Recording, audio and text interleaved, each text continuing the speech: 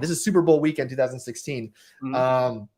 I sent a note to my team about what was happening with Red Lobster, and I was like, if this ever happens to us, and who knows if it does, like we're Airbnb, like why would it happen to us? Yeah. If this ever happens to us, you have 5 minutes to respond, and if we don't capitalize in 5 minutes, culture will pass us by.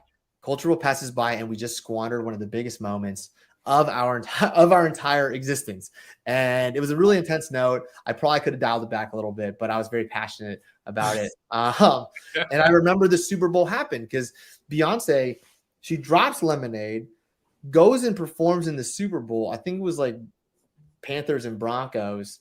And she crushes the Super Bowl. She's the headline act of the entire Super Bowl. No commercial stood out. The game didn't stand out. It was all Beyonce, right? Because she just put on a show.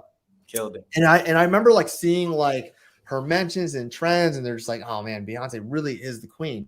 And I remember coming back home and going into the office the next day being like, man, I can't believe all that happened in like 24 hours. The Red Lobster thing, Beyonce does the Super Bowl, etc. And my team's like, hey, Eric, there's something happening on our screens right now. We have a bunch of screens in Airbnb that we're listening to all the conversations around Airbnb.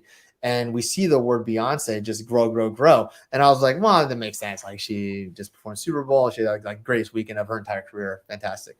And they're like, no, Eric, she just posted about Airbnb. Mm-hmm. Like she literally just posted about Airbnb. And I was like, hold up. What? I was like, they're like, yeah, that was about 2 minutes ago. And I was like, we have 3 minutes to get this out.